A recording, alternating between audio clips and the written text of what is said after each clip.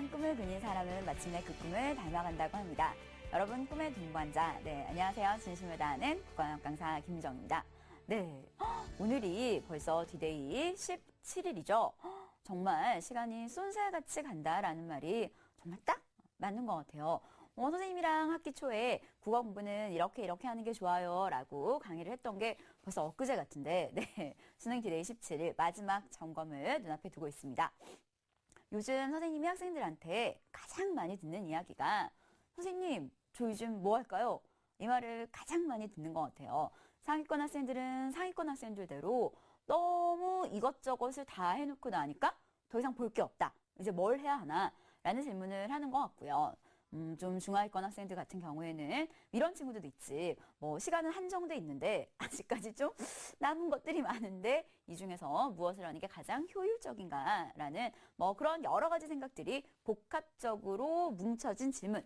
선생님, 남아있는 기간 동안 도대체 이제 뭐 할까요? 네, 그래서 오늘 강의는 바로 지금부터 남아있는 시간 도대체 무얼 하면 좋을까라는 것들을 학습적인 측면과 그리고 생활적인 측면에 나누어서 선생님이 그리고 뭐 각각의 등급별로 학생들은 무엇을 어떻게 하는 것이 좋은지 영역별 그리고 등급별 학습법에 대해서 같이 한번 살펴보도록 하겠습니다. 뭐 물론 수험생으로 주의해야 될 여러 가지 포인트들도 함께 말이죠.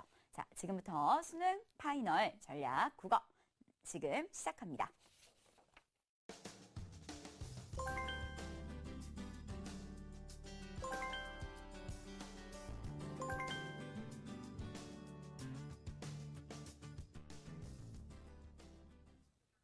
네, 우선 영역별로 먼저 한번 같이 살펴보도록 할게요. 영역별로 과연 무엇을 하는 것이 좋은가라는 거. 영역별은 우선 크게는 세 가지 파트로 나눠지겠지. 화작문 파트, 그리고 독서 파트, 그리고 문학 파트. 각각의 영역별로 우리가 조금씩 준비해야 할 것들이 약간씩 다를 것 같아요. 우선 화작문부터 같이 한번 살펴보도록 할게요. 화작문은 선생님이 이제 아이들을 가르치다 보면 이제 왜 틀렸어? 이건 뭐 때문에 틀렸을까? 왜 오답을 골랐니? 이런 식의 질문들을 뭐 때문에 3번을 골랐지? 뭐 이런 질문들을 많이 던지는데 화작문 같은 경우는 약간 그런 것 같아. 독서나 문학 같은 경우는 좀 독해력, 글 자체를 읽을 수 있는 능력이 있는지 없는지를 보는 파트라면 화작문 같은 경우는 일정 부분 문제풀이 스킬과 관련이 되어 있단 말이죠. 그렇기 때문에 화작문은 아무래도 여러 가지 패턴의 문제들을 풀어보는 게 좋을 것 같긴 해. 특히 6월 모의평가에서 시험을 본 친구들은 알겠지만 6월 모의평가 A형, B형 중에서도 특히나 B형에는 화법 작문에서 굉장히 특이한 패턴들의 문제들이 많이 출제됐었죠. 9월 모의평가 같은 경우에는 기존 작년의 6월, 9월 수능의 흐름을 거의 그대로 따르고 있다면 이번 6월 모의평가에서는 화작은 굉장히 특이한 문제들이 많이 구현이 됐었는데 실제로 수능에선 6월 스타일로 출제할 수도 혹은 9월 스타일로 출제할 수도 있겠지. 그렇다면 우리가 할 수 있는 제일 좋은 방법은 뭐냐? 실전 감각을 익히는 것, 그것이 우리가 할 수 있는 가장 좋은 방법이겠죠. 그래서 선생님은 화작문은 길게 시간을 투자하기보다는 뭐 문제집 하나 정해서 막 1시간씩 2시간씩 그거는 좀 그럴 필요까지는 없을 것 같아. 화작문은 매일 아침에 15분씩 실전 테스트를 하는 것이 필요하겠죠. 네. 매일 아침에 학교에 가서 약간 시간적인 여유가 있잖아. 학교에 아무래도 좀 일찍 갈 테니까 학교에 가자마자 화작문 15분 실전 테스트를 하는 게 좋을 것 같고요. 선생님, 저는 시간적인 여유가 너무 없어요 하는 친구들 분명히 있을 거예요. 그죠? 선생님, 저는 아침에 15분까지 낼 수 있을 만한 여유는 없을 것 같아요 하는 친구들은 5분 테스트로 바꿔도 상관없을 것 같아. 5분 테스트로 월, 화, 수, 목, 금, 토 화작문 이런 식으로 5분씩 끊어서 테스트를 해도 상관이 없으니까 어쨌든 실전 감각을 익히기 위해서 연습을 하는 게 필요하겠죠. 근데 애들이 이런 질문 많이 던지거든요. 선생님 근데 뭘로 해요? 이런 질문 되게 많이 하거든요. 네, 선생님이 뭐 추천을 해주자면 일단 순위별로 이야기를 해줄게. 가장 먼저 제일 첫 번째 선생님이 추천하는 1순위는 당연히 EBS죠. 어쨌든 EBS가 연계된다라고 이야기했기 때문에 선생님 생각에는 실전 테스트는 EBS라는 게 좋을 것 같고요. 그리고 두 번째, 또 선생님이 추천하는 건 선생님 저는 EBS를 다 풀어봐서 다른 게 뭐 없을까요? 하는 친구들 분명 있을 거예요. 그죠? 그런 친구들을 위해서는 선생님이 두 번째 추천하는 건 기출문제. 기출문제집 중에서 화작문만 따로 모아서 파는 문제집도 많고요. 아니면 여러분이 필요하신 부분들을 출력을 해서 당연히 뽑아서 풀어볼 수가 있기 때문에 네, 선생님이 추천하는 두 번째는 기출문제집. 그런데 상위권 친구들은 선생님 전 EBS도 다 풀었고요. 저는 기출문제도 다 풀었고요.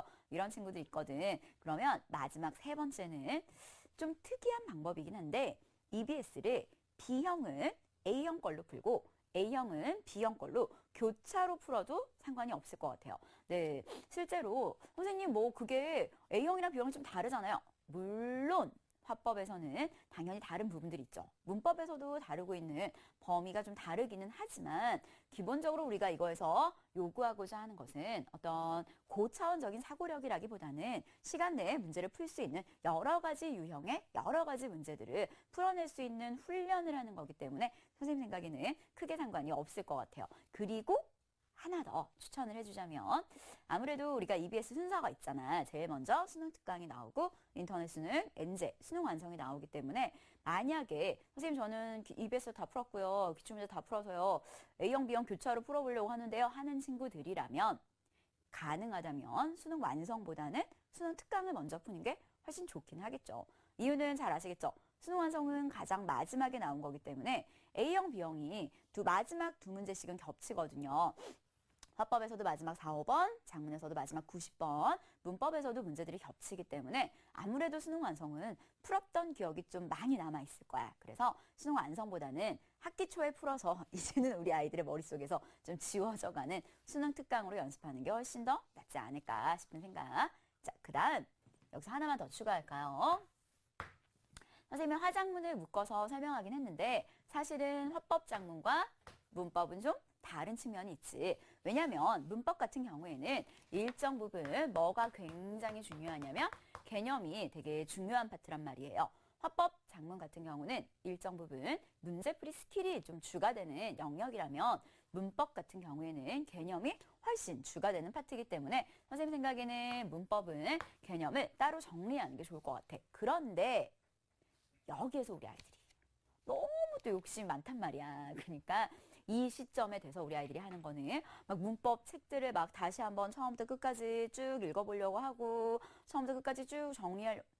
근데 지금 1학기면 선생님 우리 아이들한테 얘들아 문법은 개념 굉장히 중요하니까 처음부터 쭉 한번 정리해봐 라고 이야기를 해줄 텐데 이제 D-Day 17일 이제 2시간만 있으면 D-Day 16일 그죠? 그럴 만한 시간적인 여유는 없을 것 같아요. 새로운 개념들이 익히기보다는 기존의 것들을 복습하는 것이 문법에서는 훨씬 도움이 되겠다라는 거. 그리고 하나 더 추가하자면 새로운 걸 익히기보다는 기존의 것을 정리하는 게 좋고 새로운 것들의 경우에는 문제를 풀다 보면 어떤 문제에서 나오는 개념인데 자기가 놓친 개념들이 있을 거야. 그런 개념들은 한번 개론서나 뭐 교과서나 이런 것들을 통해서 정리를 해두시는 게 도움이 되겠죠. 네, 문법을 공부할 때에는 개념을 정리할 때 다시 한번 정리할 때 선생님이 팁 하나를 드리자면 네. 강의 보는데 이 늦은 시간에 강의를 보는데 하나라도 얻어가야 되겠지 그치? 뭐 물론 이 수많은 이야기들을 통해서도 많은 걸 얻어가겠지만 선생님이 이 강의를 보는 학부모님들과 우리 학생들을 위해서 부모님들 꼭 혹시 자제분이 같이 보고 계시지 않으시다면 전해주세요. 네, 문법은 수영도의 형태로 개념을 정리하는 게 좋아. 만약에 문법 개념들이 좀 자기 머릿속에 왔다 갔다 하는 친구들이 있다면 수영대 형태로 수영대 형태가 뭔지 알고 계시죠?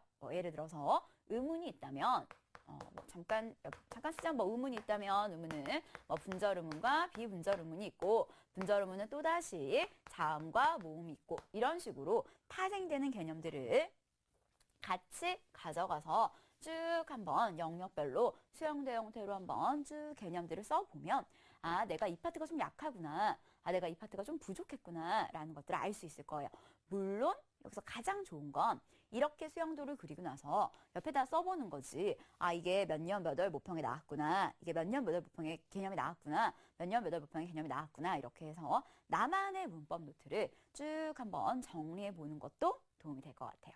넘어가도 되겠죠? 네. 자, 그럼 두 번째 독서 파트 네, 같이 한번 살펴보도록 할게요. 자, 조금 전까지 선생님이 화작문과 독서 문학이 좀 다르다는 이야기를 썼을 거야. 왜냐하면 화작문은 아까도 여러 번 이야기했지만 일정 부분 문제풀이 스킬과 관련된 건데 독서나 문학 같은 경우는 정말로 독해력과 관련된 거거든요.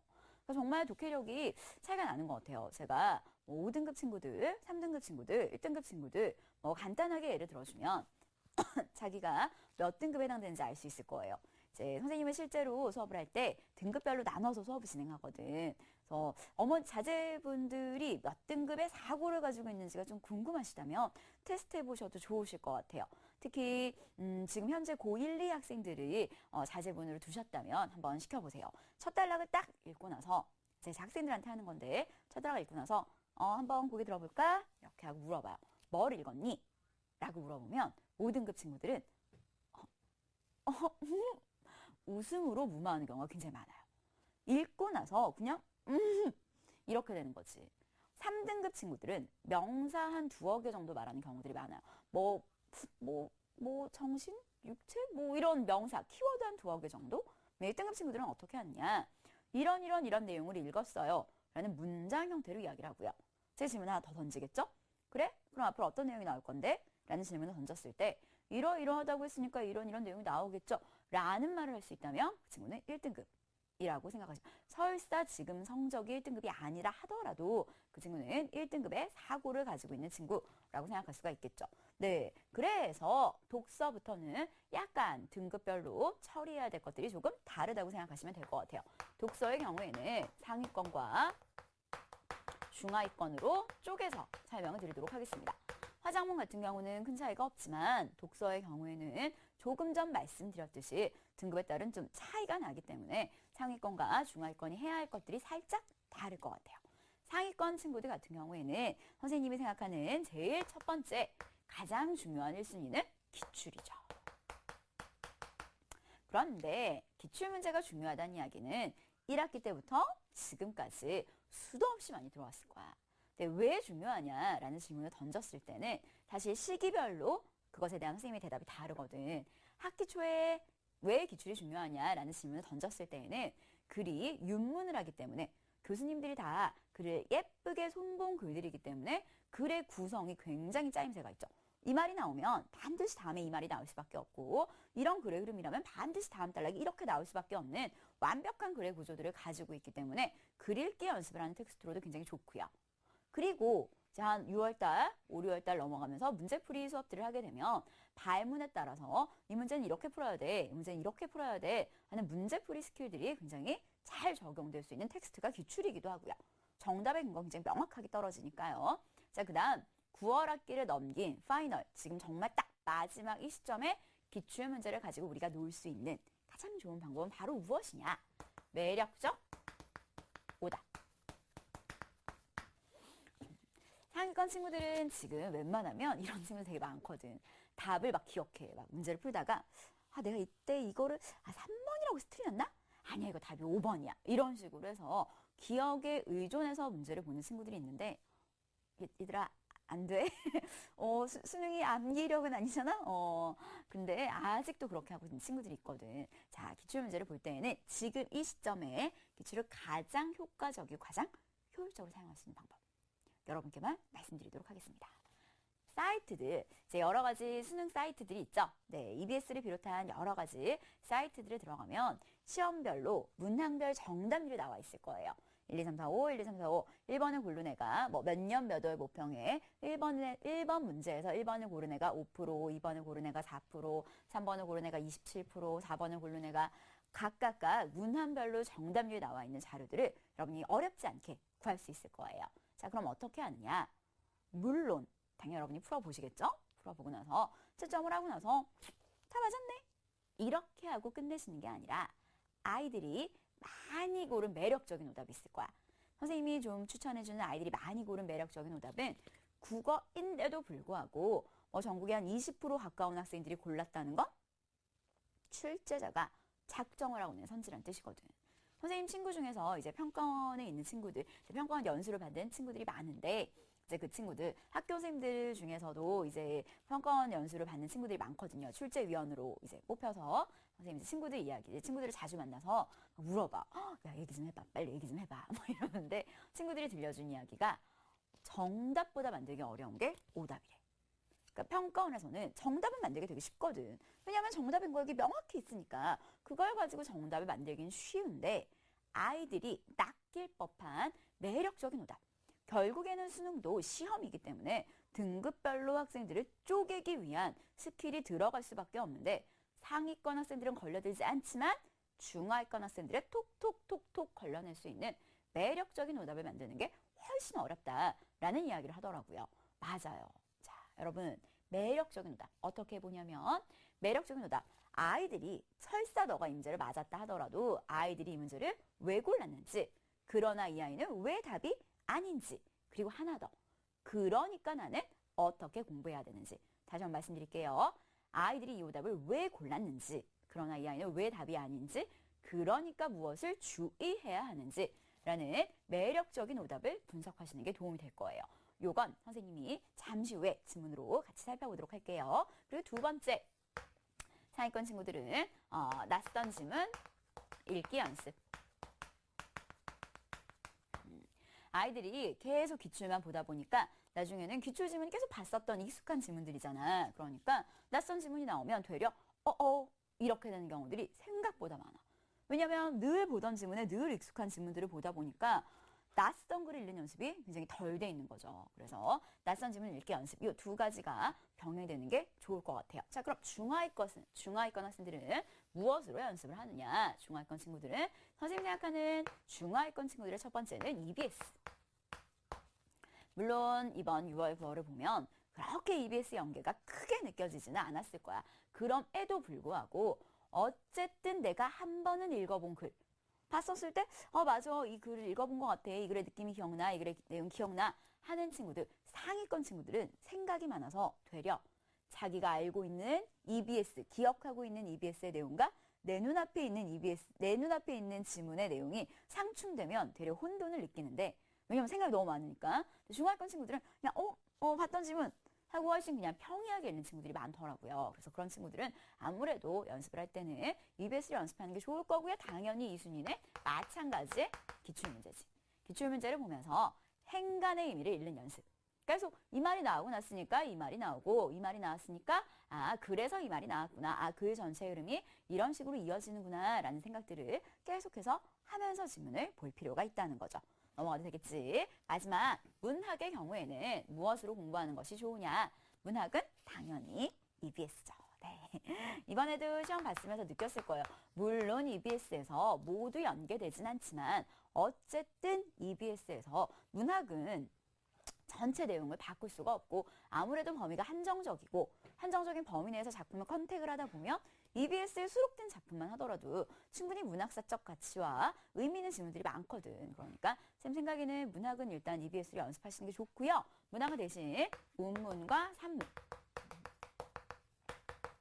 운문 문학은 여러분이 길이가 그렇게 길지 않잖아. 길이가 그렇게 길지 않으니까 먼저 한번 지문 분석을 쭉 해보고 내가 해봤던 지문 분석이 맞는지를 한번 확인하는 과정. 그렇게 해서 해설지에 나와 있는 표현상의 특징과 내가 찾아낸 표현상의 특징이 일치하는지 다시 한번 물론 모든 지문을 하면 좋긴 하겠지만 시간적인 여유가 없기 때문에 쭉 훑어보고 여러분 좀 잘 기억이 안 나는 작품이라든지 이건 좀 되게 어려웠는데 싶은 그런 작품들 위주로 정리하시면 도움이 될 것 같아요. 자, 그 다음 산문 파트는 이건 팁. 산문 파트는 아무래도 전체 줄거리를 알고 있으면 쉬울 수밖에 없어. 그러니까 선생님이 이제 TV를 볼 시간이 거의 없는데 아주 가끔 집에 들어가서 이제 부모님이 TV를 보고 계실 때가 있단 말이지. TV를 이렇게 보고 계시면 내가 옆에 이렇게 가서 앉아. 아빠, 엄마 저거 무슨 내용이야? 이렇게 얘기하면 엄마 아빠가 이렇게 막 얘기를 해주셔. 제가 연민정인데 무슨 막 이제 얘기를 해주신단 말이지. 막 듣다가 근데 사실 선생님이 국어교육과다 보니 아무래도 그리고 또 수능 국어영역 가르치다 보니까 사실은 선생님이 굉장히 줄거리를 빨리 파악해. 딱 첫 장면만 보더라도 이래가지고 이렇게 되겠네. 이래가지고 이렇게 되겠네 라는 걸 굉장히 일반인에 비해서 빨리 캐치하는 편이거든. 그런데도 불구하고 선생님 아빠한테 혹은 엄마한테 물어보는 이유, 아버지 어머니께 물어보는 이유는 물어보면 훨씬 더 빨리 파악할 수 있으니까. 무슨 말인지 되시겠어? 자, 여기에서 바로 팁이 있어요. 산문은 전체 줄거리를 알고 보면 훨씬 작품을 이해하기가 쉬워. 이번 6월에 나왔었던 모래톱 이야기만 하더라도 갈바스의 영감이 결국에 그 마을에 쳐들어오려는 사람들을 매다 꽂았다라는 전체 줄거리를 알고 있었으면 그 보기 문제가 그렇게 어렵진 않았을 텐데 사실 아이들의 경우에는 그 전체 줄거리를 모르는 친구들은 그 답을 골라내기가 쉽지 않았을 거거든. 그렇기 때문에 산문은 쌤 전체 줄거리는 어디 나와 있어요? 해설지. EBS의 뒷부분 해설지를 참고하시면 전체 줄거리가 나와 있기 때문에 이 전체 줄거리를 좀 정리하는 형태로 보시면 도움이 될 거예요. 넘어가도 되겠죠? 네. 이렇게 해주시면 영역별로 공부를 어떤 식으로 무엇을 어떻게 해야 하는지가 쭉 정리가 될 것 같고요. 자, 그렇다면 실제로 지문은 어떻게 읽어야 되는지 아까 말씀드렸듯이 상위권 친구들과 중하위권 친구들이 글을 읽는 방식이 좀 다르다라고 말씀드렸을 거예요. 그래서 어떤 지문을 보여주는 게 좀 도움이 될까 싶어서 선생님이 이번 6월 모의평가 B형에 있는 21번에서 24번 문제와 지문을 같이 가져왔으니까 실제로 글을 어떻게 읽어야 되는지 그리고 문제를 풀 때는 어떤 것을 주의해야 되는지 아주 가볍게 한번 살펴보도록 할게요. 지문은 화면으로 같이 한번 살펴볼까요? 어떤 명제가 참이라는 것은 무슨 뜻인가? 질문을 던졌기 때문에 당연히 이 글은 이 질문에 대한 답을 찾아가는 과정이겠죠. 이 질문에 대한 답변 중 하나가 정합설이다 라고 이야기하네요. 그럼 정합설은 당연히 어떤 명제가 참이라는 게 무슨 뜻인지에 대해 설명해 주는 게 바로 정합설이겠죠. 정합설에 따르면 어떤 명제가 참인 것은 그 명제가 다른 명제와 정합적이기 때문이다 라는 거. 그런데 우리가 잘 모르는 정합적이라는 말이 계속해서 노출이 되고 있어요. 자, 수능 국어 영역은 배경 지식을 그닥 필요로 하지 않습니다. 여러분이 모르시는 단어는 분명히 그 정합적이라는 단어가 무슨 뜻인지에 대해 분명히 설명을 해줄 거예요. 자, 그래서 바로 뒷문장을 봤더니 그러면 정합적이라는 것이 무슨 의미인가? 라는 질문을 던지죠. 자, 그럼 우리가 실제로 이 글을 읽고 났을 때 머릿속에 남아야 되는 건 정합적이다가 무슨 의미인지를 머릿속에 생각하고 담아가야 된다는 거야. 자, 그리고 하나 더. 여기서 정합적이라는 것을 파악할 때는 어떤 명제, 조금 전에 읽은 위에서 셋째 줄, 어떤 명제가 참인 것은 그 명제가 다른 명제와 정합적이다라는 말을 썼죠. 아, 그럼 정합적이라는 건 명제와 명제 간의 관계. 아, 하나의 명제가 아니라 명제와 명제 간의 관계를 다룬 거구나라는 생각을 이미 했었어야 상위권이라는 거죠. 자, 그럼 실제로 넷째 줄 갑니다. 지문 밑에서 넷째 줄. 정합적이라는 것은 명제들 간의 특별한 관계인데 이 관계가 무엇인지에 따라 모순 없음, 함축, 최근에는 설명적 연관으로 정의해왔다라고 되어 있죠. 첫 단락의 마지막 문장은 앞으로 전개될 내용이기 때문에 너무나 당연히 우리는 아, 2단락에서는 모순 없음이 나올 거고 3단락에서는 함축, 4단락에서는 설명적 연관이 나와야 하겠구나 라는 생각을 해야 상위권이라는 거예요.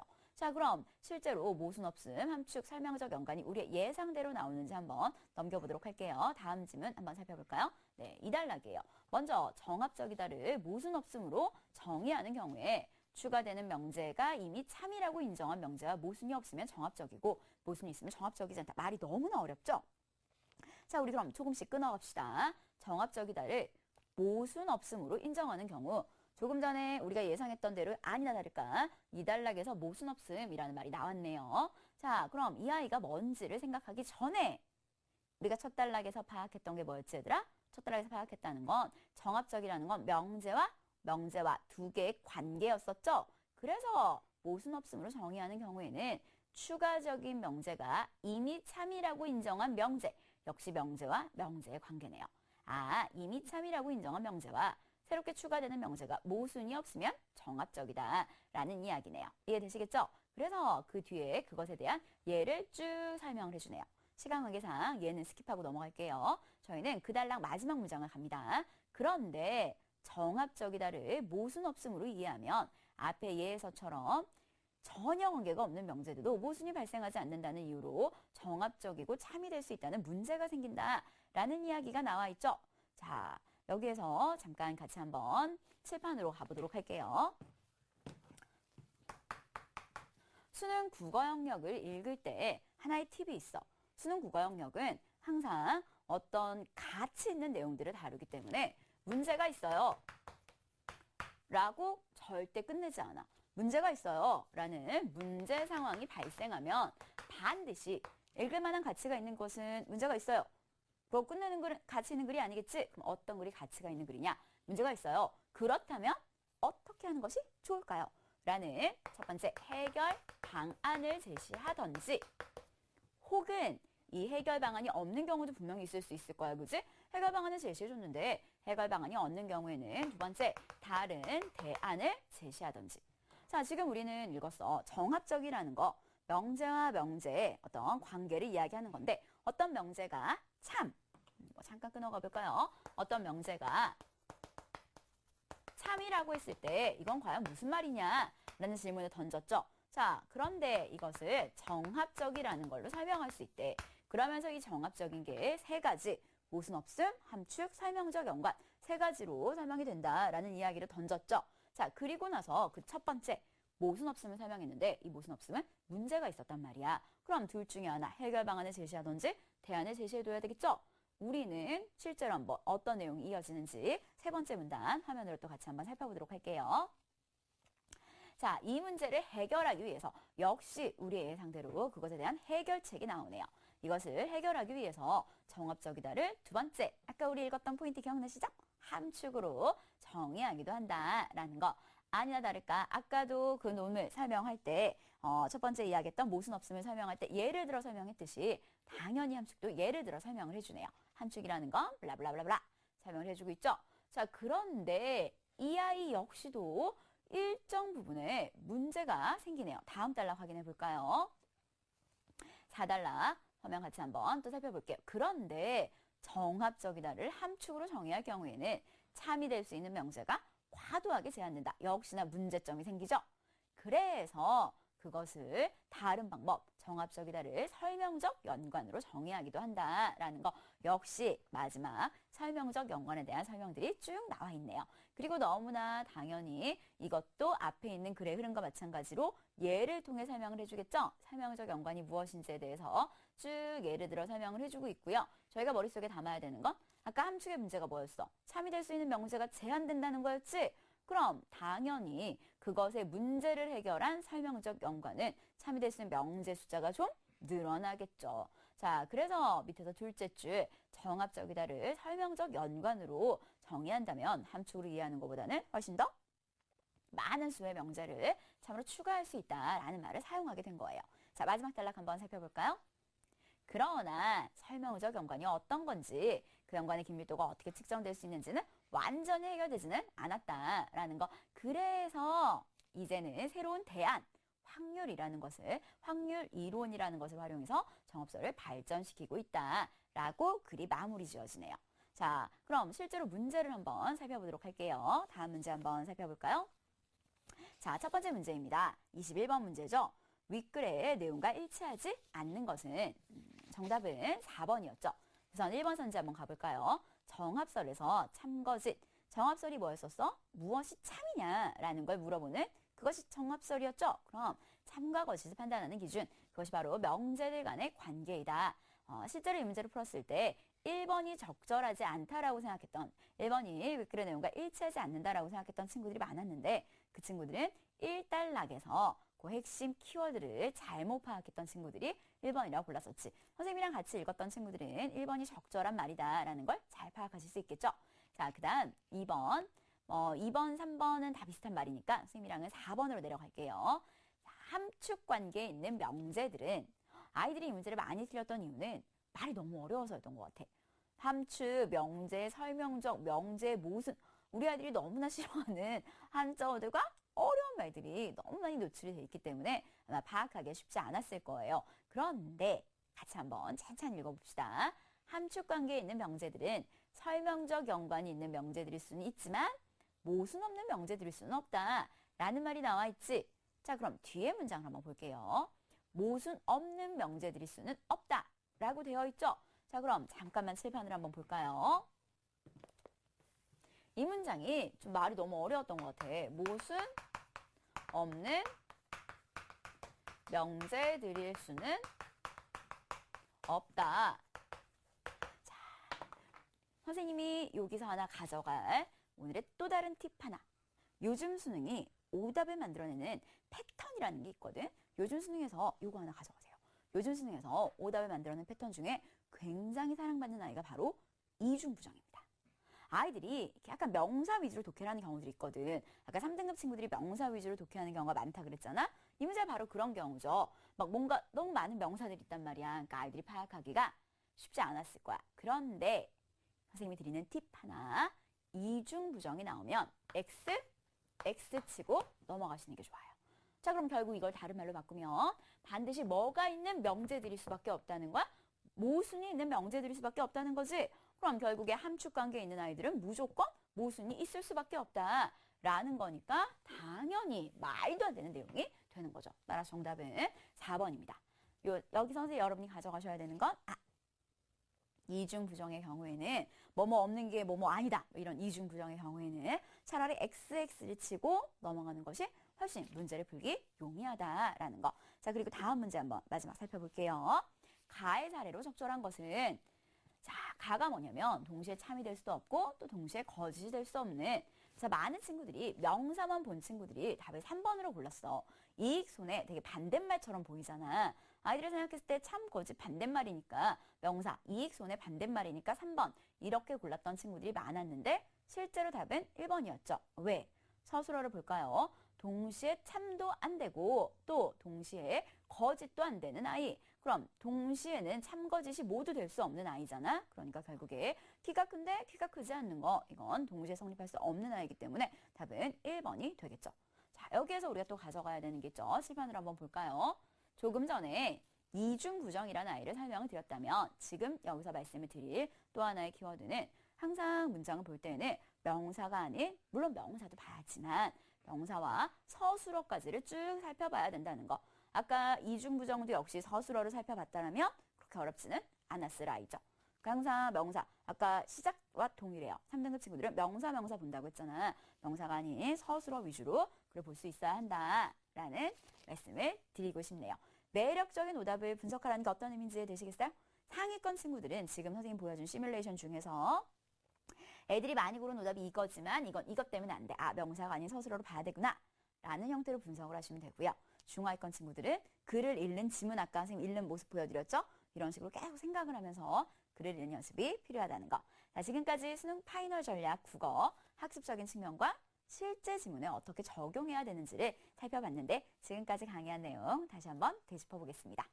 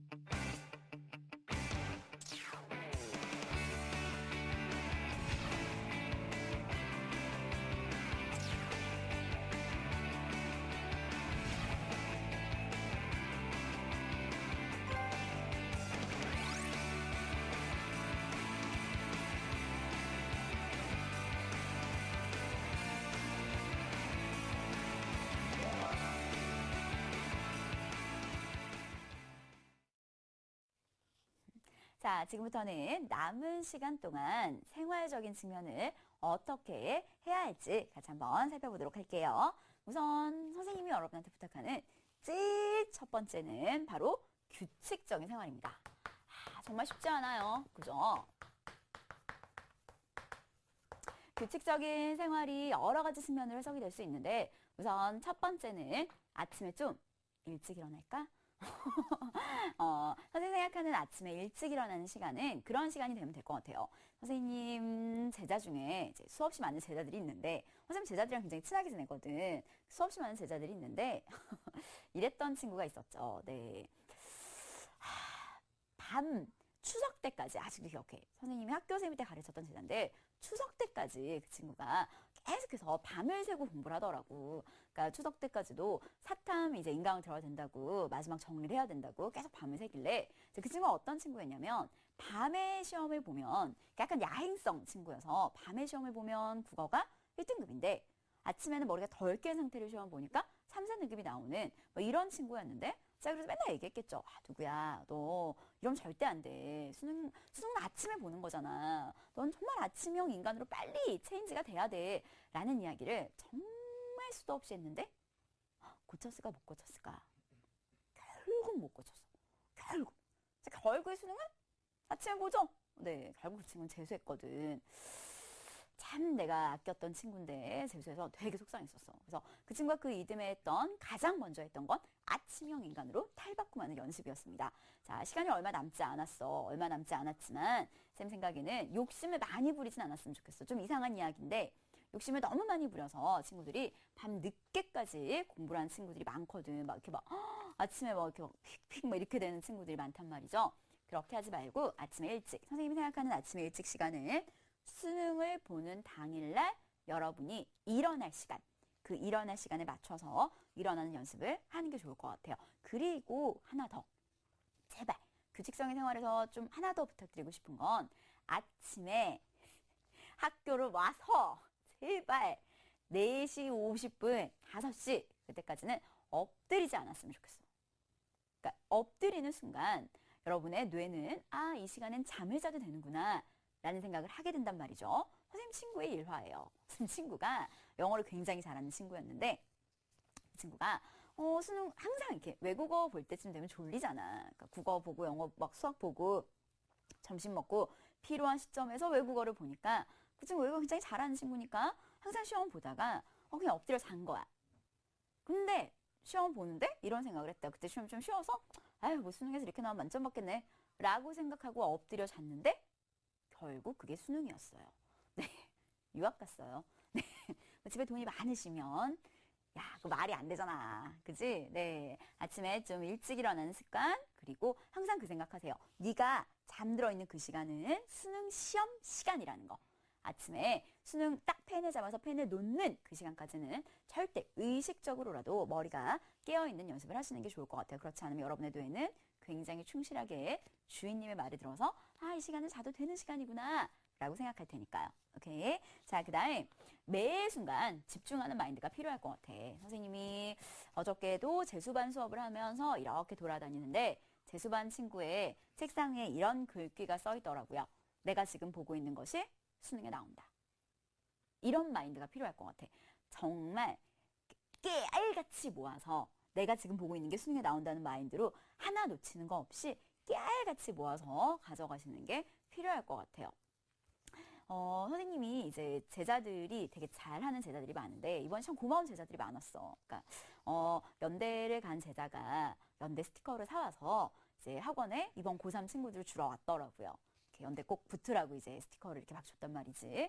선생님이 원래 그 친구들 대학 갈 때 고대, 선생님 고대 나왔는데 고대 스티커를 이렇게 사서 나눠줬는데, 그게 정말 유난스럽게 고대를 너무 많이 갔던 거야. 그래서 이상하다, 이게 스티커빨인가 부적빨인 것 같아, 애들이랑 우스갯소리를 얘기했었는데, 그 친구가 그걸 기억했던지 연대 스티커를 사서 이렇게 나눠주면서 이야기를 하더라고요. 그래서 그 친구한테 가기 전에 야, 너 동생들한테 하고 싶은 말 있으면 한마디 해, 이렇게 이야기를 했더니 그 친구가 이런 말을 하더라고요. 열심히 하세요. 지금 한다고 성적이 오르진 않겠지만, 그러니까 애들이 순간 다 뭐야 저게 선배가 할 말이야 이런 표정으로 쳐다보고 있었단 말이야. 근데 형이 딱 이렇게 한마디를 덧붙이더라고. 성적이 오르진 않겠지만 여러분이 공부한 실력만큼은 시험 볼 수 있을 거라고. 그게 맞는 것 같아요. 시험은 정말 여러분이 공부한 그 실력만큼 볼 수 있는 게 되게 중요한데, 그게 결국에 정신력이거든. 그러니까 남아있는 기간 동안은 놓치는 거 없이 빠득빠득 내가 지금 보고 있는 것이 수능에 나온다라는 마인드로 공부하시는 게 좋을 것 같아요. 그리고 선생님이 사실 오늘 하나 더 뭘 준비했냐면, 이제 규칙적인 생활과 두 번째 뭐 썼으니까 매 순간 집중하는 연습. 이게 필요하겠죠? 네. 그리고 선생님이 사실 이 두 가지 꼭 머릿속에 넣으세요. 자, 그 다음 선생님이 사실 뭘 준비했냐면 수능이 코앞이잖아. 그래서 수능 보기 전에 저희가 마지막으로 보는 시간이 되겠죠? 그래서 수능 보기 전 준비물 쭉 불러드릴 테니까 어머니들은 메모하시는 게 좋으시겠죠? 네. 네, 물론 나중에 큐시트로 자막이 나가겠지만 네, 들으시면서 정리하시면 좋을 것 같아요. 우선 제일 첫 번째 수험표. 수험표가 없으면 정말 블록버스터급 영화를 한 편 찍으셔야 될 거예요. 물론 없어도 재발급이 가능하긴 하지만 당일날 아침에 이런 일이 생긴다면 약간 멘붕이 오겠죠. 따라서 반드시 수험표는 챙기시는 게 좋을 것 같고요. 두 번째는 신분증. 신분증과 수험표 이 두 가지는 여러분이 반드시 챙겨야 되는 필수 아이템. 물론 세 번째, 그거보다 더욱 중요한, 그것보다는 아니지만 그것만큼 중요한 시계. 수능 시험장에는 시계가 없습니다. 따라서 시간을 모르면 아이들이 굉장히 특히 국어 영역 시험 볼 때 이때가 지금 몇 시인지를 모르면 굉장히 마음에 불안감을 느낄 수가 있거든. 근데 되게 주의해야 되는 게 아시죠? 수능 시계라고 있어요. 그러니까 원래 디지털 기기가 반입이 불가능하기 때문에 시계 중에서도 막 스타워치 이런 것들은 못 가지고 들어가거든. 그러니까 괜히 아무 생각 없이 가지고 갔다가 시계 없이 시험을 치르게 되는. 그래서 감독관한테 계속 지금 몇 시예요? 지금 몇 시예요? 이렇게 물어보게 되는 이런 일을 경험하시지 않으려면 반드시 시계. 선생님 추천해주는 건 안전한 손목시계. 근데 불안하다면 수능 시계라고 해서 파는 것들이 있으니까 그런 것들을 가져가시면 되고요. 며칠 전에 신문에 났더라고요. 웨어러블 기계는 반입이 불가능하다. 그 웨어러블 기계 아시죠? 이렇게 손에 찬다든지 왜 다 손에 차지. 뭐 이렇게 막 그 스마트 기계인데 몸에 이렇게 일부에 이렇게 차고 갈 수 있는 그런 스마트 기기는 전부 다 반입이 불가능하기 때문에 그런 유의하시면 될 것 같고요. 도시락. 이건 사실 어머니들께 부탁드릴 내용인데 좀 아이가 똑같은 음식을 먹는 것에 되게 질려하지 않는다면 가능하면 수능 보기 한 3일 전 정도, 3일 동안은 같은 도시락을 싸주시는 게 좋을 것 같아요. 수능 당일날 먹는 음식과 동일한 도시락을 먹어서 아이가 좀 체하지 않게 그리고 죽 같은 거는 가능하면 안 싸주시는 게 좋을 것 같아요. 왜냐면 수능을 볼 때 굉장히 배가 고프거든요. 그게 우스갯소리를 들리실 수도 있는데 그렇대요. 아이들이 펜을 잡아서 펜을 놓을 때까지 일반적인 시험과는 다르게 굉장히 많이 긴장하고 보는 시험이기 때문에 수능 시험장에는 죽은 소화는 잘 되지만 금방 꺼지기 때문에 좀 약간 소화 잘 되는 음식들로 그래서 혹시나 처음 먹고 탈이 나지 않게 가능하면 네, 한두 번 정도는 그렇게 똑같은 도시락을 싸주시는 것도 저는 좋을 것 같기는 해요. 그리고 여러분 꼭 챙겨야 되는 게 꼭 여기까지 지금 말씀드렸던 수험표, 신분증, 시계, 도시락 이 네 가지는 정말로 필수 아이템이고요. 조금 더 추천을 해드리자면 물통. 저 같은 경우는 물을 굉장히 좋아하는 편이어서 물을 계속 달고 있긴 한데 시험장 가면 또 목마르고 하거든. 그러니까 물통이라든지 아니면 포도당 캔디.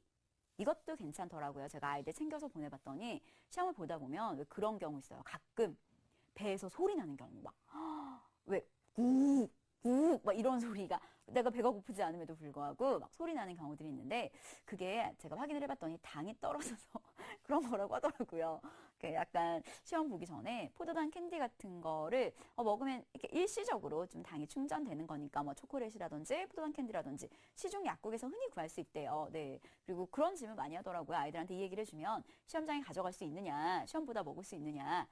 굉장히 까다로운 감독관을 만나지 않는다면 웬만하면 휴지 깔고 위에 포도당 캔디 올려놓으면 시험 보다가 먹을 수 있긴 하더라고요. 네, 그런 것들 좀 주의해 주시면 좋을 것 같아요. 그리고 마지막 하나 여러분께 좀 부탁드리는 건 이어플러그 같은 것도 괜찮을 것 같아요. 네, 이어플러그를 언제 쓰냐면 그때 쉬는 시간에 화장실에 가면 너무나 많은 아이들이 답을 맞추고 있을 거야. 이거 답 몇 번이야, 답 몇 번이야.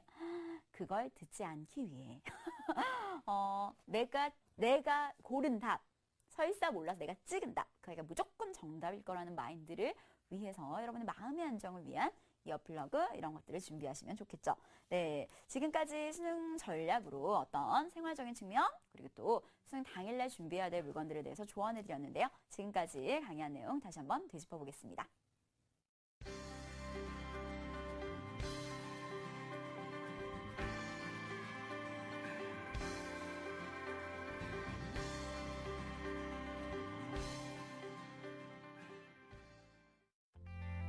수시 합격에 대한 궁금증, 내신 성적에 대한 걱정, 내가 원하는 대학, 고3은 걱정이 많다. 하지만 꿈도 많다.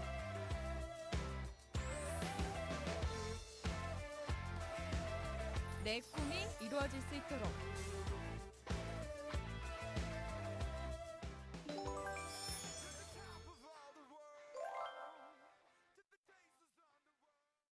시민의 방송 TBS TV를 즐기는 방법이 궁금하시다고요?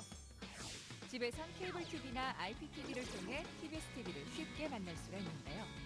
채널 번호는 TBS 홈페이지에서 확인할 수 있습니다. 밖에서 스마트폰이나 태블릿 PC를 사용한다면 TBS 교통정보 앱을 설치해보세요. TBS TV는 물론 수도권의 실시간 교통정보와 생활 문화 소식도 쉽고 빠르게 확인할 수 있습니다.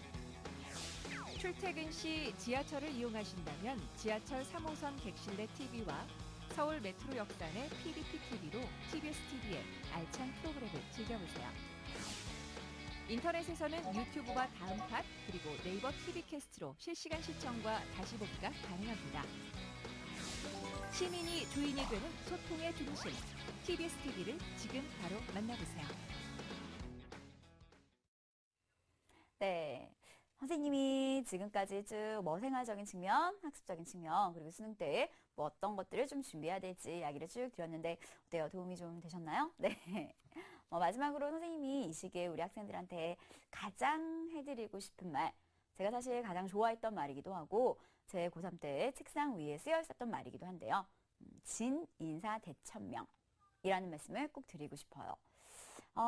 이 시기가 되면 아이들이 불안해지는 이유가 공부를 열심히 한 학생들이 열심히 한 학생들대로 선생님 과연 제가 공부한 것만큼 나올까요? 공부 열심히 했는데 과연 제가 한 것만큼 잘 볼 수 있을까요? 이런 질문들을 되게 많이 던지더라고요. 선생님 아이들한테 해주고 싶은 말은 결과는 너가 어찌할 수 없다는 거야. 그러니까 우리가 할 수 있는 건 진인사. 사람이 할 일을 다 하고 나면 결과를 주는 건 대천명, 하늘의 뜻인데 그걸 생각하지 못하고 너무 불안해하진 않았으면 좋겠어. 그러니까 여러분이 열심히 하셨다면 반드시 그만큼 좋은 결과가 있을 테니까 꼭 명심하세요. 네, 여러분의 그 길에 저도 함께 하겠습니다. 화이팅!